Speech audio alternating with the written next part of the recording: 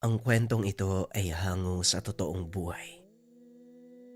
Mula ito sa isa nating kabayan na itago na lang natin sa pangalang Arman. Walang eksaktong taon, probinsya ng Antique. Kilala ang probinsya ng Antique bilang lugar ng mga mahuhusay na manggagamot at batikang mga babaylan. Ngunit isang baryo ang namumukod tangi sa lahat. Napapagitnaan ng dalawang probinsya ng Capiz at Antique. Kaya naman naging sentro ito ng lahat ng mga aktibidad kung lihim na karunungan ang pag-uusapan. Naging pugad din ito ng mga aswang dahil para sa kanila ito ang pinakaligtas na lugar. Bagaman may mga nakatirang babaylan, matiwasay ang pamumuhay ng mga tao sa lugar dahil may mga kasunduang nabuo sa pagitan ng dalawang angkan. Ngunit hindi pa rin maiwasang may makapasok na mga dayo, lalo na kung baguhang antingero ang mga ito o hindi kaya naman mga manunugis na naghahanap ng mga aswang at mangkukulam. Dito nakatira ang binatang si Arman at ang kanyang ama na si Mang Tobias. Mula sa angkan ng mga babayla ng dalawa, kilalang mahusay na mandirigmang asog noong kabataan. Ngunit kalaunan pinili nitong iwanan ang pagiging hangaway at tinutukan ang panggagamot. Walang sino man ang lumalabag sa batas ng baryo dahil minsan na silang nagpataw ng parusang kamatayan sa mga residenteng hindi sumusunod sa patakaran. Matapos ang kaganapang iyon, hindi na muli pang nasundan ang pagpataw ng parusang kamatayan dahil wala nang nangahas na sumuway sa mga batas. Hanggang sa lumipas ang ilang taon, bagaman sumasabay sa pagiging moderno ang baryo, hindi pa rin nawawala ang kultura ng mga tao, lalong-lalo na ang mga nakakatanda. Buti na lang, hindi ko na po naabutan ng pagpapataw ng parusang kamatayan. Kung sakali, baka patong-patong ang sintensya ko. Nang mga sandaling ito, kausap niya ang ama. Isinasalaysay ang mga nangyari nung kapanahunan. Maswerte nga kayo mga huling henerasyon dahil hindi nyo naabutan ng napakalupit na panahon na yun eh. Isinilang ka 1 linggo matapos mamatay ang lolo Ezekiel mo. Siya ang kahuli-huli ang naging biktima ng parusang kamatayan dahil sa pagpatay niya sa aswang na kumain ng kanilang anak. Bakit naman siya lang ang pinarusahan? May kasalanan din naman ang aswang . Huli na nang malaman ng lahat na gano'n ang nangyari. Kaya gano'n na lang ang galit ng angka natin sa mga aswang na naninirahan dito. Ito rin ang dahilan kung bakit sila sa pilitang pinalis. Dahil maaaring pagsimula ng gulo ang kanilang presensya sa baryo. Tama lang naman ang pasya ng mga namumuno. Masyadong marahas sa mga aswang at palagi nagkakaroon ng gulo. Kahit hindi ko na sila nabutan, nangingilabot ako kapag narinig ko yung mga kwento . Pero hindi magtatagal. Babalik sila para gumanti at angkinin ang baryong ito. Siguro naman handa tayo, di ba? Hindi ako sigurado. Sa panahon ngayon, nakampante ang mga taga rito dahil sa nararanasang kapayapaan. Pag-uusap ng mag-ama. Nang mga panong iyon, labas-masok na sa baryo ang mga dayo, lalo na ang mula sa syudad. Ito ang naging panibagong problema ng mga taga-baryo dahil nilalapastangan nila ang kultura at kaugalian ng mga taga-baryo.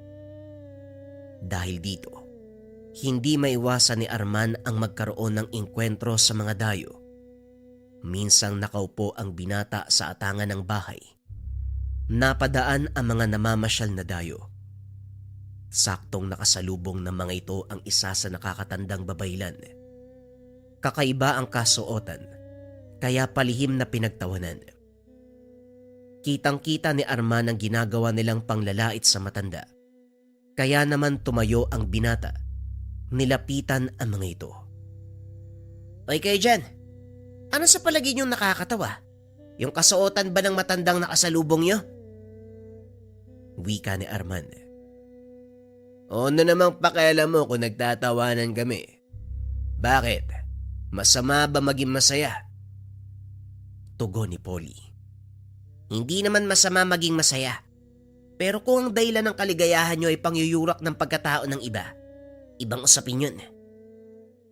Alam mo, mga dayo lang kami sa lugar nyo. Hindi ba dapat sinasalubong nyo kami ng maayos? Pero anong ginagawa mo? Sinasalubong ng maayos? Bakit sa tingin mo? Kaaya-aya ba ang ginagawa nyo? Huwag ka masyadong pakialamero. Baka hindi mo kilala kung sino ako. Wala akong pakialam kung sino ka. Ayoko lang na pinagtatawanan nyo mga taga dito. At para sa kaalaman mo, yung matandang nakasalubong nyo, isa sa mga kilalang babaylan sa baryong to. Kung hindi nyo kayang igalang ang mga nakakatanda at kaugalian namin dito, malaya kayo makakalis.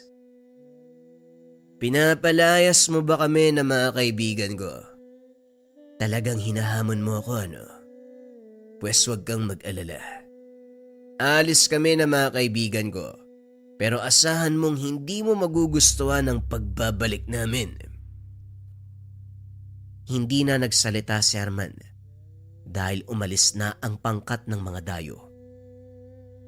Bumalik ito sa loob ng bahay, akmang uupo uli sa atangan, nang biglang tinapik ni Mang Tobias ang kanyang batok. Anong nangyari doon? Bakit sinita mo yung mga dayo? Tanong ni Mang Tobias.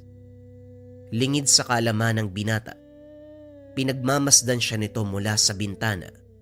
Nakita ang buong kaganapan. Pinagtatawanan nila si Tatang Matiyas. Wala namang ginagawang masama yung matanda eh. Naiinis ako sa ugali ng mga dayo. Wala na silang paki sa kultura ng isang tao. Ang mahalaga para sa kanila, makapagsaya. Nagkataon lang naman siguro. Hindi naman lahat ng dumadayo dito ganon ang pag-uugali. Nakita ko ang lahat eh. Mali ang ginawa mo. Ulitin ko pa rin yun kung sakali may makita akong kagaya nila. Hindi ako natatakot sa kanila, Tay.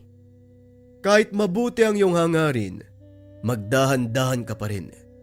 Dahil minsan hindi mo alam, isa na pala sa mga matagal nating kalaban ang nakakabangga mo. Maaaring yon ang pagmula ng gulo. Anong ibig niyong sabihin, Tay? Posibleng aswang ang mga dayong yon? Hindi naman sa ganon, Arman. Ang sinasabi ko lang, kailangan mong mag-ingat. Maingat naman po ako, Tay, at isa pa, hindi rin naman ako natatakot sa kanila. Kung sakaling aswang man ang may gawa nun, edi haharapin ko sila. Sisiguraduhin na hindi na muli makakaapak sa baryo natin. Hindi mo alam ang sinasabi mong bata ka. Sige na, magpapahinga na ako. Wika ni Mang Tobias. Inakala nito, pangkaraniwang hindi pagkakaunawaan ang naganap. Ngunit lingid sa kalaman ng Ginoo na ito pala ang pagmumulan ng muling siklab ng malaking kaguluhan.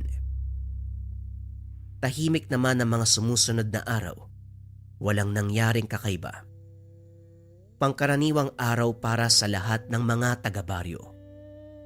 Ngunit biglang dumating ang pangkat ng mga kalalakihang lula ng sasakyan. Alam ng mga taga-baryo na dayo ang mga ito. Isa-isang nagbabaan ang 7 lalaki. Nagulat ang lahat nang makitang may dalang baril ang mga ito. Inakala ng mga taga-baryo na mga mangaso at upang makumpirma, nilapitan ni Mang Tobias upang kausapin. Magandang araw sa inyo. May maitutulong ba kami? Tanong ni Mang Tobias. Bumaba ng sasakyan ng isang binata. Namukha nito ni Mang Tobias. Ito ang nakasagutan ni Arman ilang araw na ang nakakalipas. May hinahanap lang kaming tao. Hindi ko naitanong ang pangalan niya, pero alam kong dito siya nakatira. Wika ng binata. Alam ni Mang Tobias na si Arman ang tinutukoy ng binatang iyon. Pero mas pinili nito na magkunwari na hindi niya alam ang nagaganap. Pasensya ka na pero kung walang pangalan, hindi ko siya maituturo sa inyo. Bakit? Ano bang atraso ng sinasabi mong binata? Ininsulto niya ako sa harapan ng mga kaibigan ko nung isang araw. Hindi ko yan matatanggap kaya ako bumalik para gantihan siya. Manong Limuel, halugugin niyo ang buong baryo. Hanapin niyo ang sinasabi kong binata. Sandali lang, Polly. Hindi natin pwedeng basta pasukin ang mga bahay dito. Kawalang gala. Sumusuway ka ba sa utos ka? Baka gusto mong malaman ng tatay ko ang ginagawa mo? Hindi naman sa ganun. Pero kailangan nating irespeto ang mga taga rito. Irespeto? Bakit? Sino ba sila? Ano ba sa akala mong tingin nila sa akin? Ngayon kung ayaw mong sumunod, madali akong kausap. Ipapatanggal kita sa trabaho mo. Walang nagawa ang lalaki kung hindi sumunod sa sinasabi ng binata. Nilapitan nito si Mang Tobias upang kausapin ng mahinahon. Ikaw ba ang pinuno ng baryo? Kung maaari sana, palabasin mo na lahat ng binata dito para makaiwas na tayo sa mas malaking gulo. Hindi akong pinuno, pero maaari ko iparating sa kanila ang gusto niyo mangyari. Sige, kung yan ang sa tingin mong makakabuti. Hindi titigil ang anak ng amo ko hanggat hindi niya nakikita yung hinahanap niya. Muling bumalik si Lemuel kay Polly upang sabihin ang napag-usapan nila ni Mang Tobias, pero hindi ito sumang-ayon. Pag-aantayin mo pa ako? Utusan ng mga taong halugugin ang mga tahanan o ikaw ang mawawala ng trabaho? Napailing na lang si Lemuel. Inutusan niya ang mga tauhan para halugugin ang mga tahanan. Nang mga sandaling iyon naroon na si Arman, kasama ang mga taong nakikiusyoso. Nakatago lang ito sa likod ng madla para hindi mapansin ni Polly. Ngunit sa kasamaang palad, napatingin ito sa kanya at dali-daling itinuro. Lemuel, yon ang hinahanap ko. Bilisan niyo, dalhin niyo siya sa akin. Hindi na inantay ni Arman na lapitan siya ng mga kalalakian. Kagad nang lumapit kay Polly. Mukhang tinupad mo yung pangako mo . O ngayon, anong gusto mong mangyari? Ang gusto kong mangyari, humingi ka ng tawad sa lahat ng pangiinsulto mo sa akin nung nakaraang araw.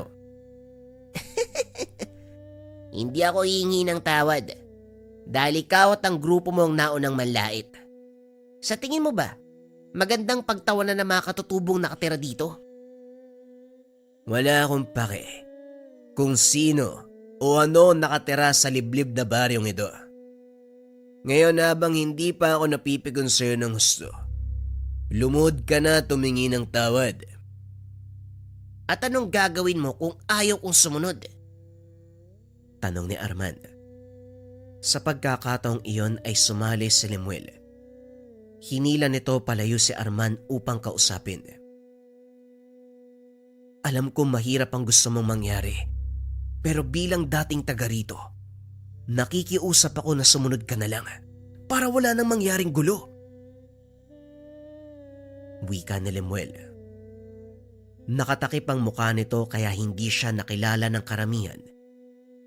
Ngunit nang silang dalawa na lang ni Arman ang nag-uusap, bahagya nitong ibinaba ang takip sa mukha. Nanlaki ang mga mata ng binata nang mapagtantong iyon ang pinsan niyang si Lemuel. Lemuel, ikaw ba yan? Bakit ka pumanig sa kanila? Tawag lang ng pangangailangan, Arman. Kaya sumunod ka na lang. Alam mo ba ang patakaran ng baryong to? Hindi natin hahayaan na insultuhin tayo ng mga dayo. At kahit ano pang sabihin mo, hindi ako luluhod sa harapan ng taong yan para ibaba ang dangal nating mga babaylan. Huwag nang matigas ang ulo, Lemuel. Madadamay ang mga taga rito kapag hindi ka sumunod sa gusto niyang mangyari. Hindi birong kalaban ng pamilya ng binatang yan. Alam ko, pero nagkamali din siya ng binangga dahil hindi pa rin magpapalupig ang mga taga-baryo. Hindi ko pa sinasabi sa kanila kung anong ginawa ng anak ng amo mo. At sa oras na malaman nila na pinagtawanan at ininsulto ang isa sa mga nakakatanda natin dito, siguradong hindi sila sasantuin ng mga asog. Yan ang iniiwasan ko mangyari, Arman. Kaya pakiusap, sumunod ka na lang. Pag-uusap ng dalawa. At dahil medyo natagalan, tinanong ni Polly kung ano ang nangyayari. Lemuel, ano na? Bakit ang tagal naman yata ng ginagawa mo? Napalingon si Lemuel sa binata. Sumenyas na ang ibig sabihin ay teka lang. Pero dahil naiinip na ito, kinuha ng binata ang baril sa isang tauhan. Pinaputok ng paitas. Ano? Hindi ka ba rin ba hihingi ng tawad? O gusto mo maging kwento na lang ang baryong ito? Walang nagawa si Arman. Bagaman labag sa kalooban ng gagawin, lumapit ito kay Polly at humingi ng tawad. Patawad. Hindi ko na uulitin ang mga sinabi ko sa'yo. Marunong ka rin naman palang pakiusapan eh. Pero kulang pa yan. Lumuhod ka. Ano? Bakit ko naman gagawin yun? Itinutok ni Polly ang baril kay Mang Tobias at muling tinakot ang binata. Luluhod ka o papasabugin ko ang ulo ng taong yan. Mamili ka. Sa muli ay walang nagawa ang binata. Lumuhod sa harapan ni Polly, nangingi ng tawad. Kaso nga lang laking gulat ng lahat dahil bigla itong hinampas ng baril. Pinagsisipa. Pinagtulungan pa ng mga tauhan ni Polly ang binata. Inawat ni Lemuel ang mga ito. Kaso nga lang walang nakinig. Nakahandusay na sa lupa si Arman ng mga oras na yun. Halos hindi na ito makatayo dahil sa natamong pinsala. Magsilbi sana ng aral sa inyo ang ginawa ko sa binatang do. Kilalaning mabuti kung sino ang binabangga nyo. Wika ni Polly, sabay akyat ng sasakyan. Naiwan si Lemuel habang pinagmamasdan si Arman. Pasensya ka na, Arman. Wala akong nagawa eh. Sana mapatawad mo ko at ng mga kalahi natin. Wika ni Lemuel. Matapos ay sumakay na ito. Inalalayan nila Mang Tobias at ng kapatid nito si Arman. Pinapasok ng tahanan at ginamot ang mga sugat. Subo-sobra na yung anak ni Don Castro. Hindi na maganda ang ginagawa niya. Wala na tayo magagawa. Sa panahon ngayon sila ang bagong Panginoon. Marami silang pera at kaya nilang magbayad para gawin ito sa ating mga mabababa. Yun na nga eh. Wala na tayong magagawa sa ngayon kasi karamihan sa atin tumalikod na sa kanilang tungkulin. Kung nangyari ito sa panahon ng mga ninuno natin, hindi sila makakalabas ng buhay sa baryong ito. Hayaan mo na muna sila. Pagtuunan natin ang pansin si Arman. Malaki ang pinsalang natamo niya. Pag-uusap ng magkapatid. Nakikinig lang si Arman sa mga ito. At kahit nakapikit ang mga mata, hindi maalis sa isip nito ang sinasabi sa kanya ni Lemuel. Hindi makapaniwala ang binatang tumalikod sa kanyang angkan ang pinsan dahil lamang sa salapi. Kinabukasan, habang nagpapahinga dahil sa mga natamong pinsala, minabuti ni Arman na maupo sa kanilang atangan. Nang muli nitong makita ang grupo ni Polly, sa pagkakataong iyon hindi lang pagtawa ang ginawa nila. Pinagdiskitahan pa ng pangkat ang isang matandang babae na naglalako ng isda. Hinagis ang mga paninda. Sinipa ang mga lalagyan. Sinampal din ni Polly ang matanda. Sabay tingin kay Arman na tila sinasadya. Walang nagawa si Arman dahil sa kalagayan nito. Sunod-sunod na ginawa ni Polly ang ganong bagay sa baryo. Kaso nga lang wala ni isa sa mga taga roon ang sumubok na pigilan siya. Sa isip ni Arman, tuluyan nang nawala ang kakayahan ng mga asog na pigilan ang kaguluhan at ang pangyuyurak sa kanilang angkan. Kinausap ng binata ang ama para malaman ang dahilan kung bakit hindi man lang sila lumalaban. Tay, ano po bang nangyayari sa inyo? Hindi po ba isa kayong asog? Mula sa angkan na mamandirigmang babaylan. Pero bakit hindi mo maipagtanggol ang baryo? Hindi ganun kadali ang sinasabi mo, Arman. Oo, isa ako mandirigma. Pero kailangan ko pa rin sumunod sa ipinag-uutos ng ating mga pinuno. Masakit din sa akin makitang ginaganyan ng ating mga kababaryo. Pero kailangan natin mag-intay ng tamang pagkakataon. Gaganti tayo. Pero hindi ngayon, Arman. At kailan yun, Tay? Kapag wala nang natira sa atin. Sana hinayaan niyo akong lumaban eh. Hindi sana tayo nalagay sa ganitong sitwasyon. Wika ni Arman. Paika-ika itong lumabas ng tahanan. Pumunta sa bahay ng chewing si Takyo upang magsabi ng hinanakit sa ama.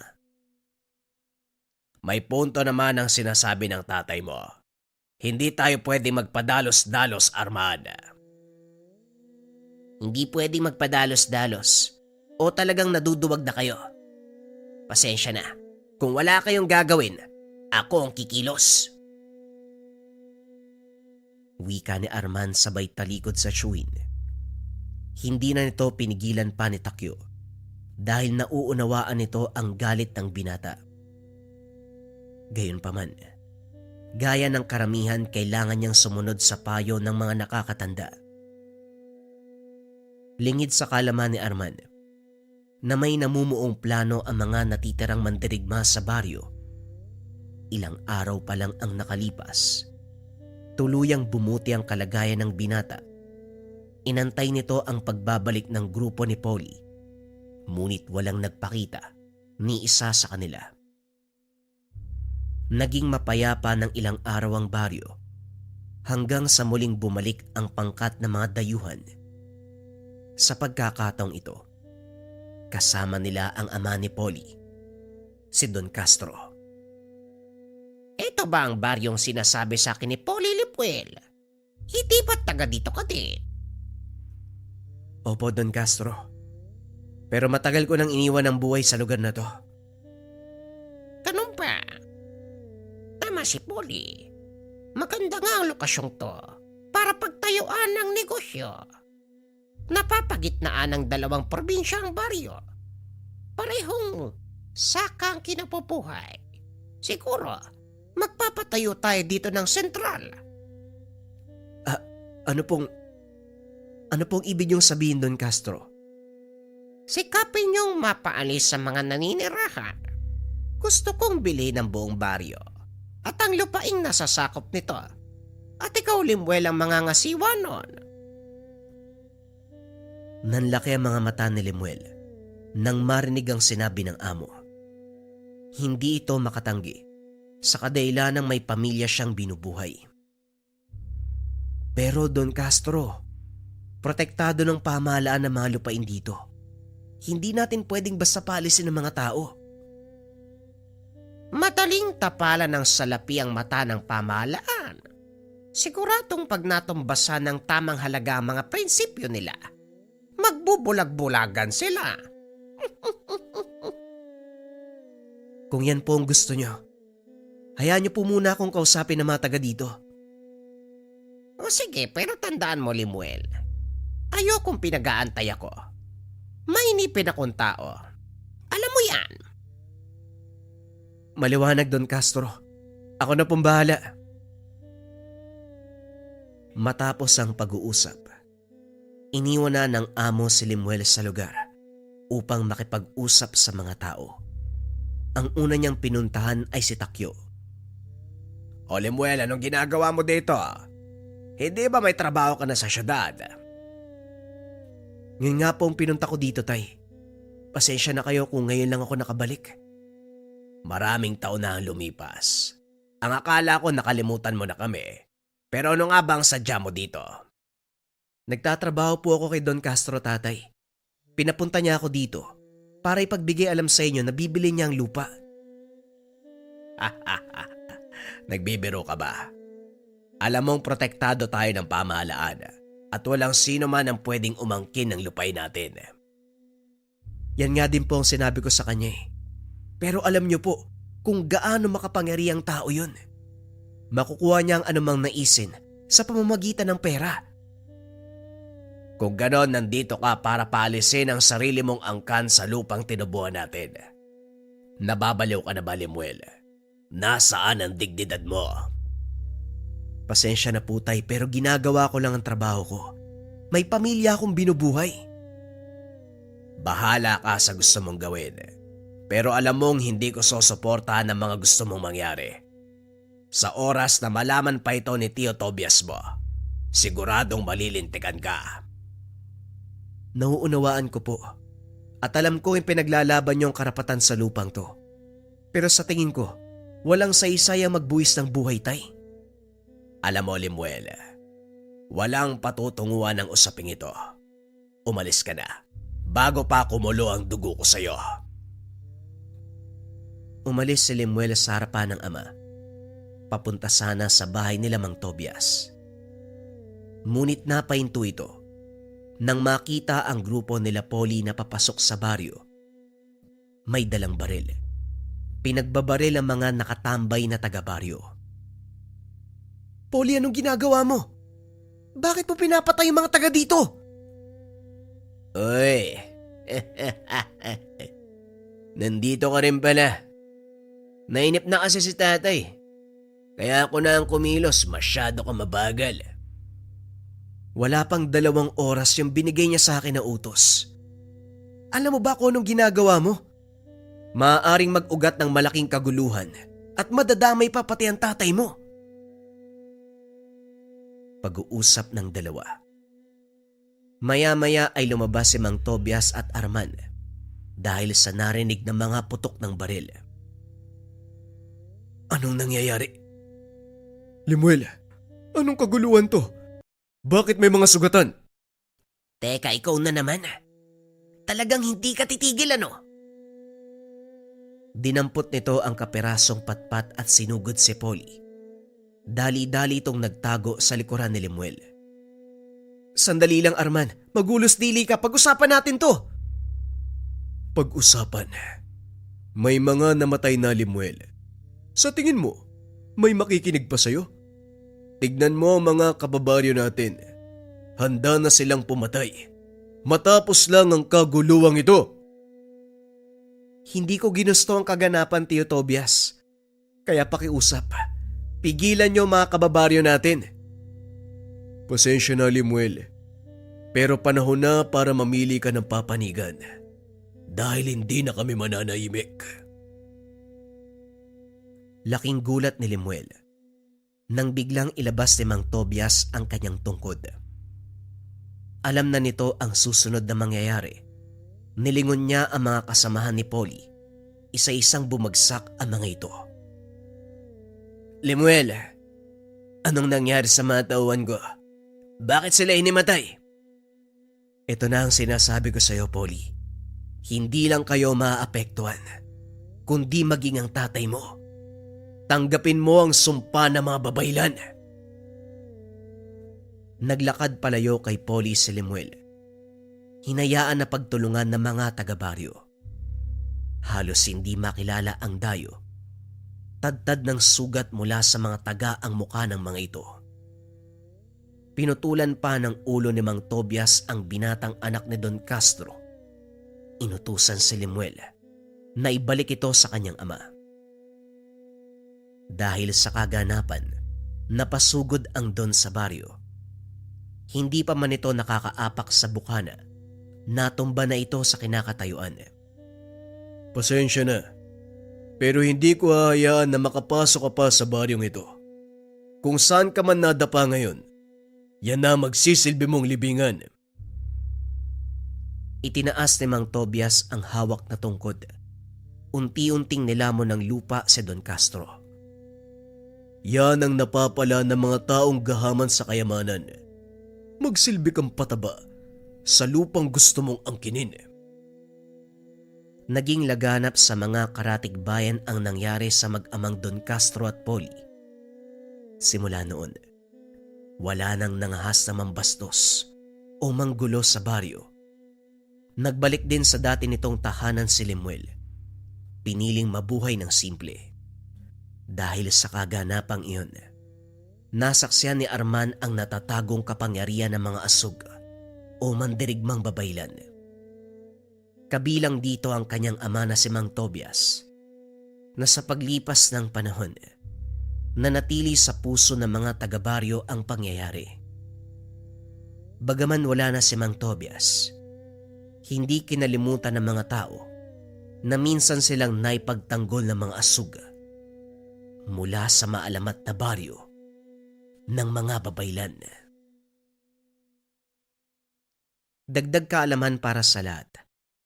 Ang mga asug o mga lalaking babaylan, parehong may kakayahan sa panggagamot at pakikipaglaban.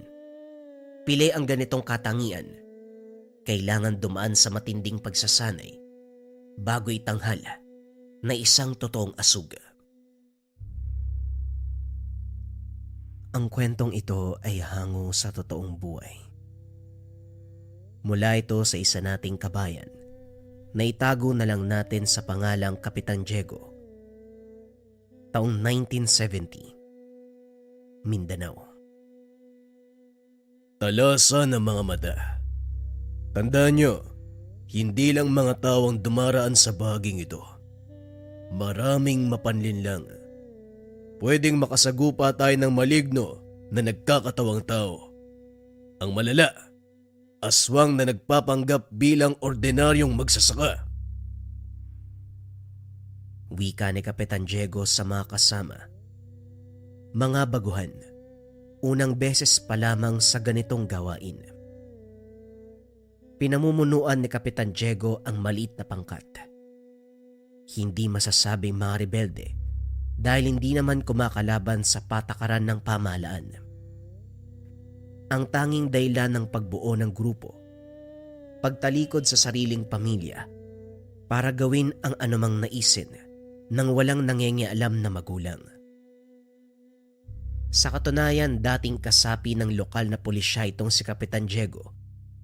Pero dahil hindi nagkasundo na makasama at hepe, napilitang talikuran ang tungkulin at mamundok. Dito siya namuhay. Hindi nagtagal kinupkop ang mga kabataang napariwara. Ginabayan, sinanay sa pakikipaglaban upang may pangtapat sa mga rebelde na nagkalat sa paligid. Ginalang siya bilang pinuno, binigyan ng titulong kapitan. Kapitan, merong paparating. Merong dalang kariton at karo. Hila ng kabayo tapos may kasamang iilang kalalakihan. May baril ang iba sa kanila. Wika na rin doon, matapos mapansin ang mga taong papalapit sa bukana.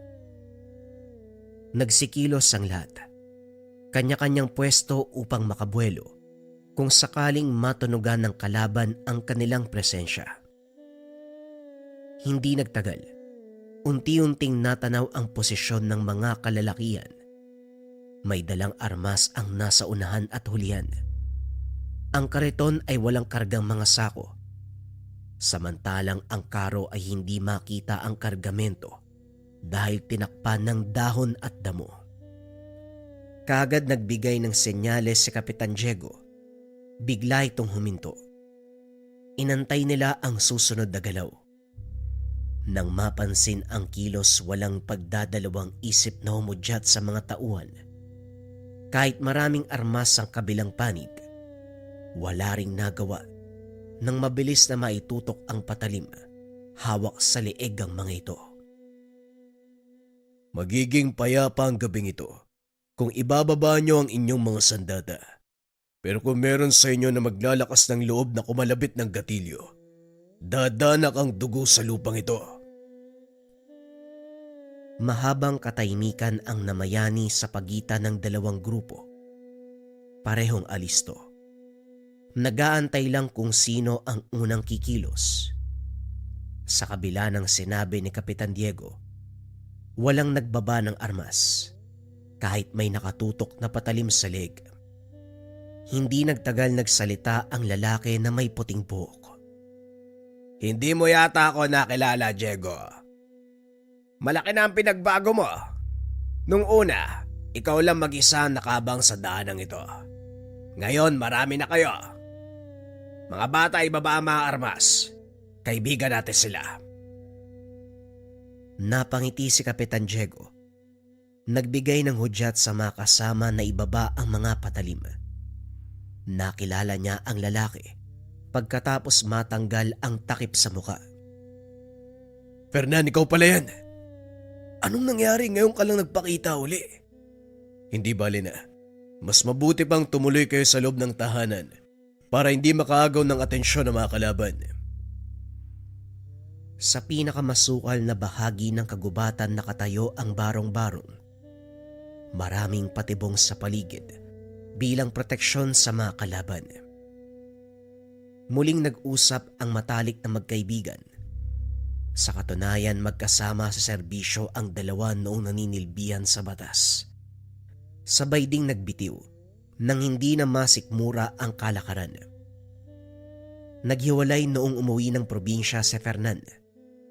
Matagal na panahon na hindi nagpakita, kung kaya't inisip ni Kapitan Diego na posibleng patay na ito. Hindi ako nakauwi sa amin dahil nakaengkwentro ko sa daanan yung tulisan na binangga natin noong minsang nasa operasyon pa tayo. Hinabol nila ako eh. Nagawa ko namang takasan pero napadpad ako sa hindi pamilyar na lugar. Maniwala ko o hindi, ang lugar na yon ay puro aswang ang nananahan. Kung hindi ko nakuha ang loob nila, malamang nalahian na ako nila pa. Pagpapaliwanag ni Fernan. Aswang. Napadpad ka sa lugar na pinamumugaran ng aswang. Hindi nga madali ang pinagdaanan mo, kaibigan. Eto mga kasama mo, may lahi ba silang aswang? Wala, kaibigan, mga tao sila. Kagaya ng nasasakupan mong kabataan. Mga pariwara at gusto makalaya sa mga magulang. Mga pasaway. Sumunod sa akin kaya sinanay ko na lang din. Alam mo naman ang lugar na ito maraming kalaban. Kaliwat kanan ng mga yan. Kung ang pagtakas ko sa mga aswang ang pag-uusapan, hindi madali. Kailangan ko pang patayin ang isa sa mga pinuno para makalaya. Sa kabutiang palad nagawa ko naman. Hinubad ng matanda ang kanyang pang-itaas. Bumungad ang katawan na puno ng peklat. Nang pakiramdaman nito ni Kapitan Diego, ganun na lamang ang awa ng mapagtanto ang pinagdaanan. Bakit hindi mo ko hinanap kagad? E di sana natulungan kita. Nitong mga nakaraang panahon saan ka na malagi? May pinagkukutaan ba kayo? Meron pero iniwan namin dahil natunto ng mga aswang. Mga nilalang na nagmula sa pinanggalingan kong lugar. Naghahanap kami ngayon ng bago malilipatan kaya kami naglalakbay ng ganitong oras. Hindi ko alam na pagtatagpuin tayo ngayon. Siguradong may rason kung bakit nag-cruise ang landas natin. Sa ngayon mabuti pang magpahinga tayong lahat. Ang barong-barong na yon, kakagawa lang. Wala pang sumisilong, kaya kayo na muna na mga kasama mo matulog doon. Huwag ka mag-alala, ligtas tayo sa lugar na ito. Kinabukasan maagang naganda ang lahat dahil mag-aabang sila sa daanan. Gawain nila ito para makaraos sa araw-araw na pangangailangan. Hindi uubra ang biyaya ng kalikasan kung kaya't nagnanakaw ng kargamento sa kahit na sinong mapapadaan. Hindi lang sa sibilyan o ordinaryong tao, maging sa mga rebelde, basta may dalang mapapakinabangan. Sa silangang bahagi ng kagubatan nag-abang ang grupo ni Kapitan Diego, kasama ang iilang bata kabilang si Rendon. Sa unahan pumwesto ang binata nagsisilbing taga-timbre kung may paparating. Habang nagmamasid, may nakitang grupo. May dalang kariton na hila ng kalabaw. Panay ang paglingon ng mga lalaki, kaya naisip ng binata na merong mahalagang karga. Kagad siyang nagsabi kay Kapitan Diego nang tumapat sa kinalalagyan, walang pasabing tinambangan. Nakuha ang kariton, sugatan ng mga lalaking iniwan sa tabi ng daan. Pagdating sa kuta, hindi may tago ang saya dahil sinuwerte. Ang laman ay pagkain, patalim at iilang armas. Dumating din makalipas ng ilang sandali ang grupo ni Fernan. May nakuwang kargamento sa nakasagupang tulisan. May nahuling ligaw na hayop, kung kaya't nagkaroon ng salo-salo ang lahat. Ngunit sa kalagitnaan ng pagsasaya, 2 dambuhalang aso ang sumalakay. Walang pakundangang kinagat ang bawat taong makikita. Alisto naman si Fernan na may bitbit na armas. Pinasabog ang ulo ng nilalang. Si Kapitan Diego ang sumuri dito. Hindi makapaniwalang may lahing aswang ang mga ito. Habang tumatagal, unti-unting nakilala uli si Fernan. Sandali, parang nakita ko na mga asong to. Naroon sila sa lugar na pinamumugaran ng mga aswang. Siguradong inutusan ng mga hayop na to upang hanapin ako. Siguradong tama ka, kaibigan. Mga bata, huwag pa isa-isa kung maglalakbay. Dapat palagi may kasama. Hindi natin alam kung meron pang nakaabang sa tabi. Sa pagkakataong ito, hindi nagpakampante si Fernan at Kapitan Diego. Kanya-kanyang bantay sa mga nasasakupan sa paligid. Nang mga sumunod na gabi, matyagang nag-abang sa iba't ibang daan ng grupo. Sa kabila ng banta ng aswang, tuloy pa rin ang operasyon dahil sa dami ng miyembro. Lumaki ang kanilang pangangailangan. Sa puntong ito ay may dumaan mga magsasakang kalalakian. Habang papalapit sa kinalalagyan ni Kapitan Diego, ay siya namang pag-init ng tangan. Dali-daling pinatras ang mga binatang kasama. Siya ang pumwesto sa unahan. Teka, Kapitan. Hindi ba dapat kami yung nasa unahan? Kami na pong bahala sa mga yan. Kaya namin sila. Salamat sa pag-aalala rin dun. Sa ngayon, hayaan nyo kung humarap sa mga taong yan. Hindi kayo makikisali anuman ang mangyari. Huwag nang maraming tanong kung ayaw nyong matanggal sa grupo. Walang nagawa ang mga binata. Sumunod kahit hindi maunawaan kung bakit. Huminto sa paghakbang ang mga magsasaka nang makita si Kapitan Diego sa unahan. Nakaharang ito sa daan. Kagad na alerto dahil napansin ng tangan. Ang lalaking tumayong leader ang nakipag-usap. Mapagpalang gabi sa'yo, Ginoo. Kung pwede sana padaanin mo kami bago mabulok ang kargang karne. Hindi namin gusto ng gulo, kaya sana mapagbigyan mo kami. Namukaan ni Kapitan Diego. Ito ang nilalang na nakasagupa maraming taon na ang nakalipas. Hindi ba ikaw si Teryo? Nakalimot ka na yata. Nagtuos tayo noon eh. Sinuwerte ka lang kaya nakatakas ka. Ganito rin ang pakulo ng grupo mo dati. Nagpapanggap bilang magsasaka. Hulaan ko, ang laman ng karong yan bangkay ng mga biniktima nyo. Tumitig si Teryo sa kanya. Nakilala si Kapitan Diego. Ikaw nga, tanda. Ang antingerong pumatay sa mga kasamahan ko nung araw. Tama ka. Isang swerte ang pagtakas ko sa kalupitan mo. Pero parang maduduktungan ang kwento natin ngayon. Kahit malumanay ang pagsasalita, hindi may pagkakaila ang galit. Palihim na sumenya sa mga kasama.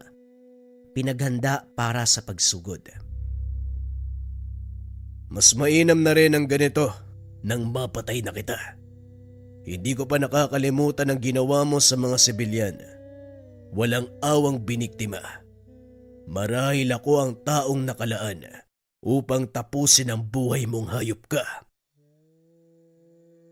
Bumunot ng patalim si Kapitan Diego. Sinalubong ang umataking aswang. Pinakitaan niya kagad ng gilas. Walang kahirap-hirap na pinaslang ang unang sumugod. Tumiimbagang si Teryo nang makitang pinaglalaroan lamang ng kapitan ang mga kasama. Napabuntong hininga habang nakatingin sa nakahandusay na katawan. Asan ang iba mong kasama? Hindi mo ba papalabanin o naduduwag ka? Tao lang ako kagaya ng mga biniktima mo. Kaya ano pang inaantay nyo? Tumitig ng masama si Teryo. Walang balak na lumaban kaya gumawa ng paraan para makatakas. Ginamit ang bilis. Nagpalit ng anyo bilang aswang at saka dali-daling lumayo sa lugar. Hindi na hinabol pa. Nakitang gumagalaw ang nasa loob ng karo. Ang biktimang nakasilid sa sako. Dinala sa kuta upang magamot. Nailibing na po yung kasama ng babae. Hayop talaga yung mga aswang na yun. Buntis po ang isa sa mga biktima. Pati batang walang kamuang-muang nadamay. Wika na rin doon. Nang makabalik sa barong-barong kung saan inasikaso ni Kapitan Diego ang babaeng sugatan. Swerteng nakaligtas sa kamatayan. Kaya nga palagi kong sinasabi na maging alisto sa tuwing mag-aabang sa daan. Maraming aswang ang nagkalat. Nagpapanggap na magsasaka. Yung pala bangkay ang karga. Bakit po pala sila nagbabalat kayo bilang aswang? Pwede naman silang maglakad gamit ang mismo mukha nila. May mga uri ng tao na mas mabilis maawa kung mga magsasaka ang dadaan. Sinasamantala nila ang pagkakataon na yun. Nakikigaya para makalusot pero wala silang laban sa akin. Nakikilala ko ang tunay na katangian ng isang tao. Tumango na lamang si Rendon. Bumalik na sa pwesto upang magbantay sa paligid. Maya-maya ay dumating ang grupo ni Fernan. Nalagasan dahil sa engkwentro. Naging masinsinan ang usapan ng mga sumunod na sandali. Ang kutob ni Fernan, nasundan siya ng mga nilalang. Sa palagay naman ni Kapitan Diego ay posible. Batay na rin sa sunod-sunod na pag-atake ng mga ito. Huwag kang mabahala, kaibigan. Ako nang bahala sa inyo. Hindi rin kita papayagang umalis sa kutang ito. Kung dito nga inatake na tayo, paano pa sa ibang lugar? Wala ka na mapupuntahan, kaya kailangan na kitang tulungan. Lumipas ang ilang araw, muling may sumalakay sa kanila. Napatay naman kagad. Kaso nga lang may nasawi at may nasugatan. Magmula sa puntong ito, hindi na makakapayag si Kapitan Diego na may malagas pa sa nasasakupan. Nagmamadaling gumawa ng pangontrang langis. Gawa sa katas ng nyog at nilagyan ng orasyon. Pinalibutan ang buong kuta. Binasbasa ng orasyon ng lugar.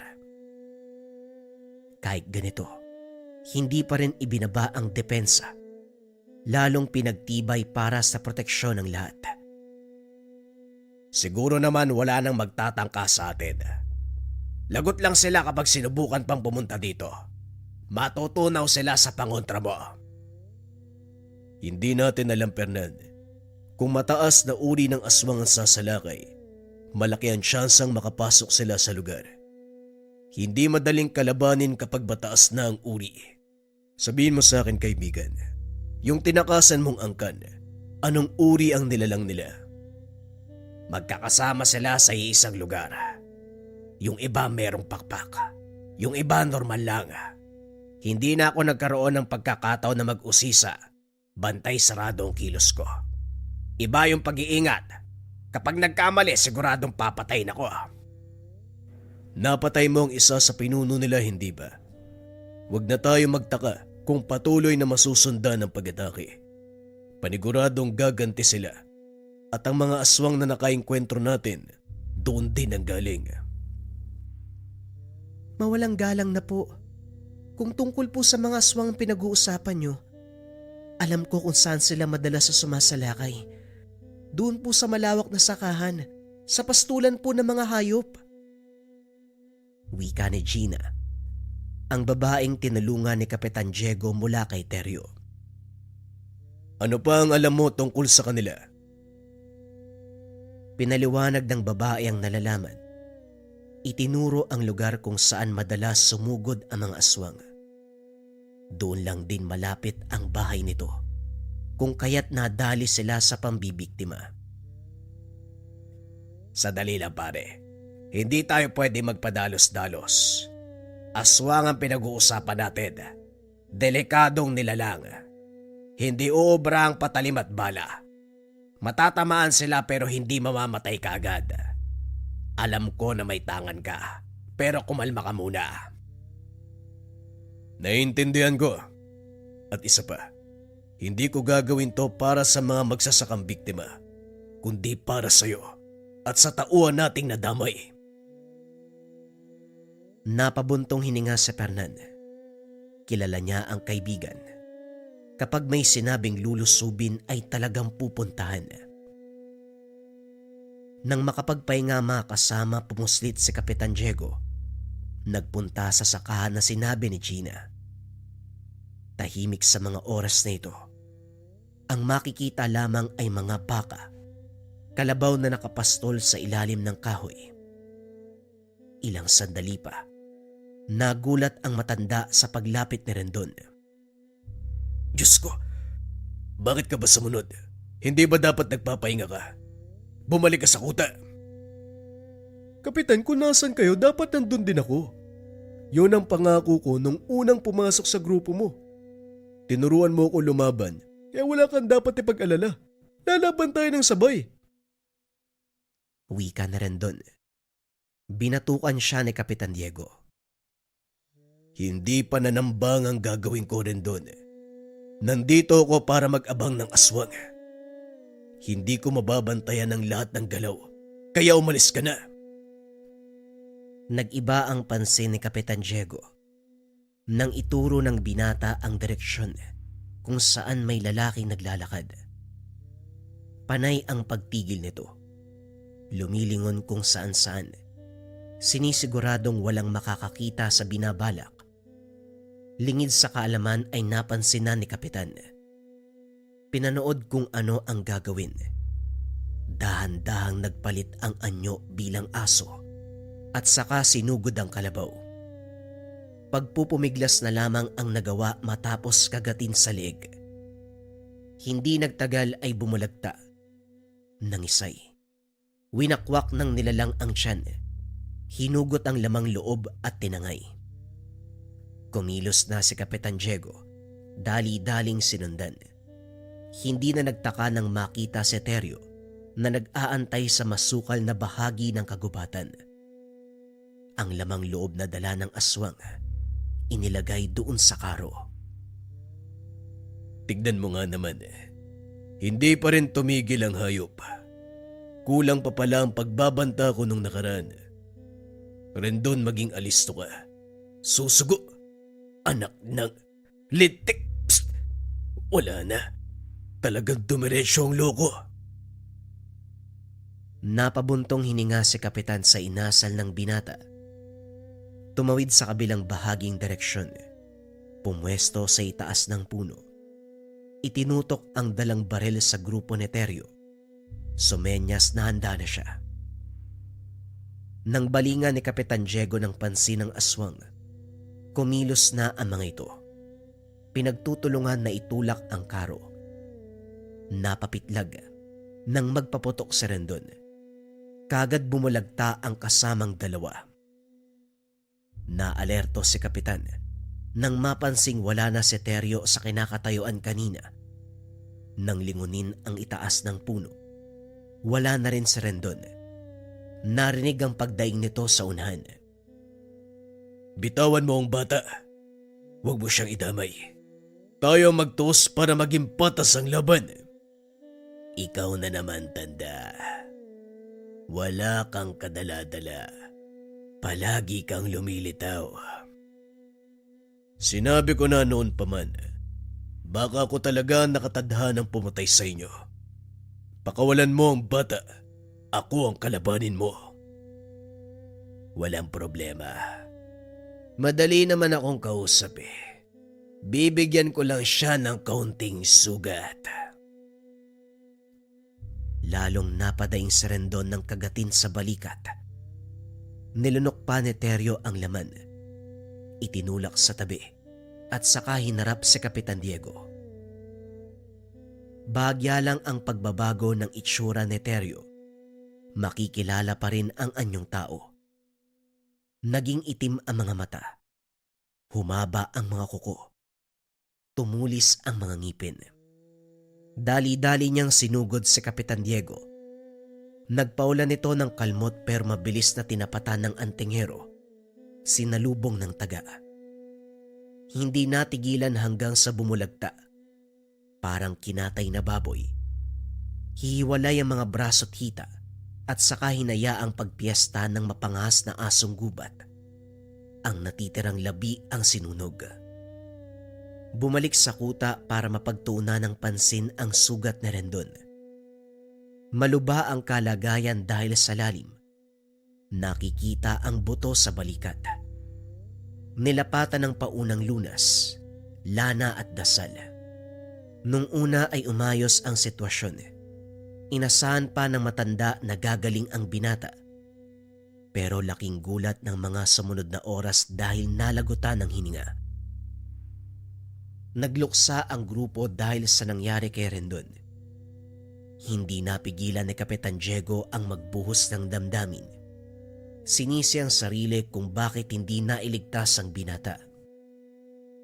Diego, hindi mo ginusto ang nangyari, kaya tama na ang pagsisi sa sarili. Hanggang dito na lang talaga ang buhay ni Rendon. Pero hindi dapat sa ganitong paraan ang kamatayan niya. Mabuti siyang tao at tapat.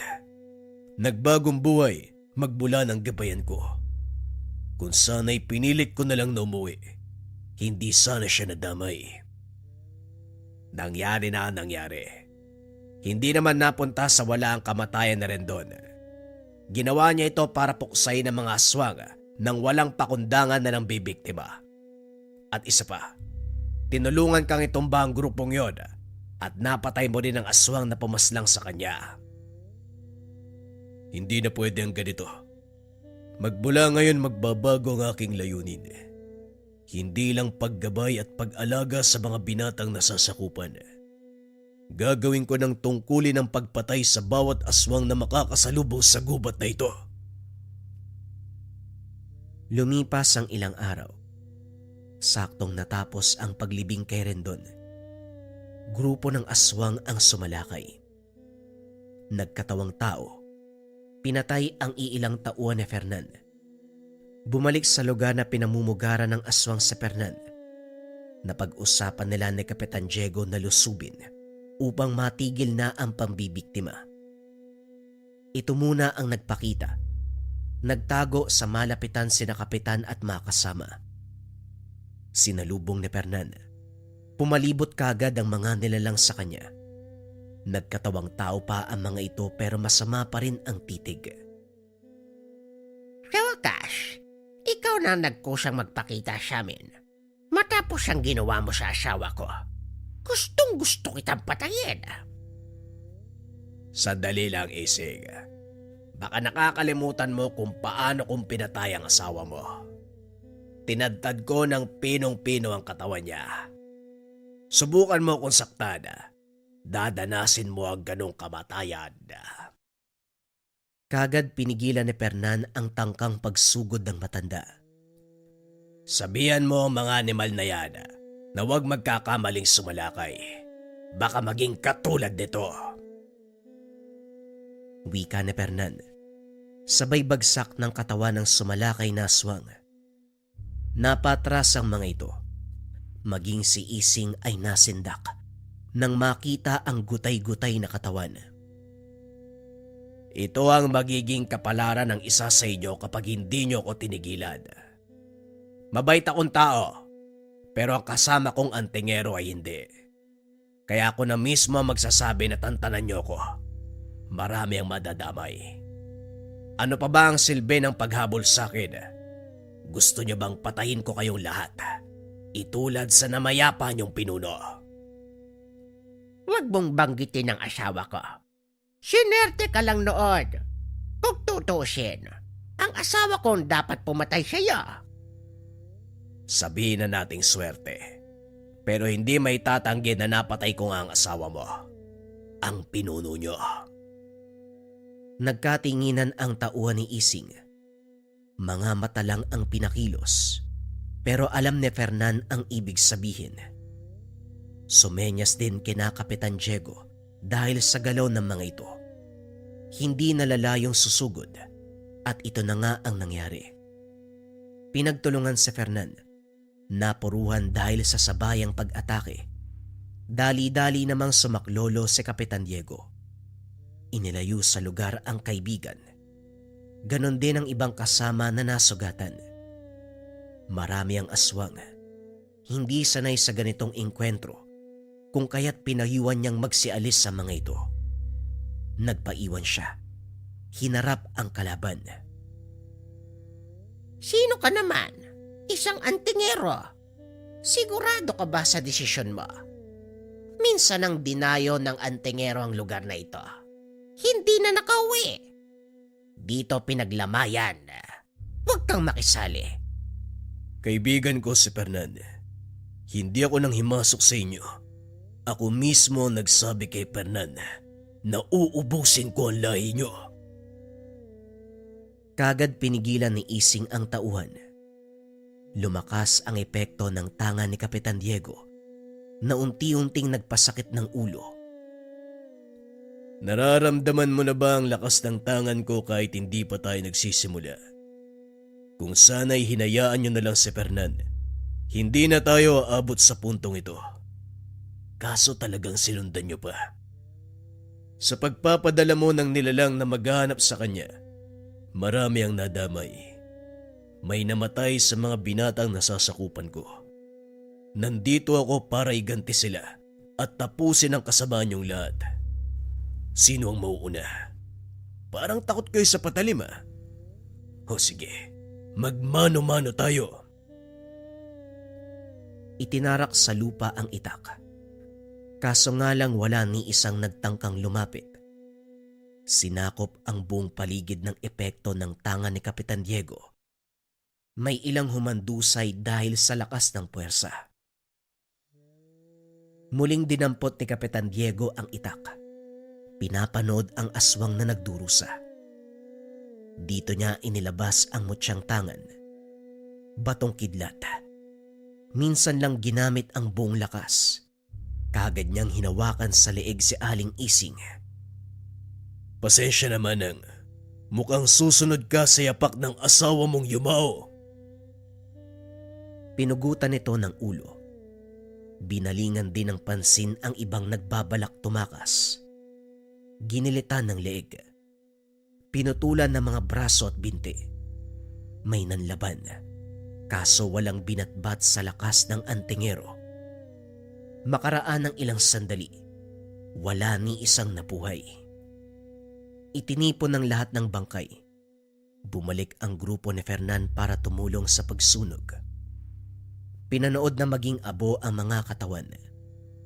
Umalis na rin sila pagkatapos dahil napansin ang paglapit ng mga rebelde. Magmula sa araw na napaslang ang angkan, guminhawa ang buhay ni Fernan. Tuloy pa rin sa pamumundok ang grupo. Pero sa pagkakataong ito, nabawasan ang iisipin dahil wala nang tumutugi sa kanya.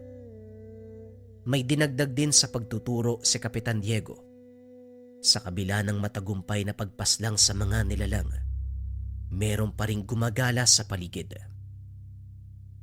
Ibinuhos ng antingero ang oras sa pagtuturo ng pamamaraan kung paano paslangin ang aswang.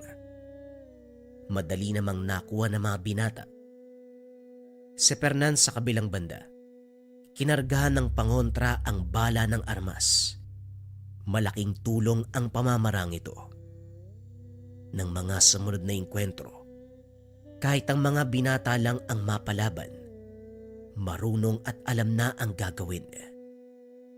Bawat isa sa kanila ay naging mahusay dahil sa kombinasyon ng pagtuturo ni Kapernan, pati na rin ang binansagan na kapitan ng kabundukan, si Kapitan Diego, na mamamatay aswang.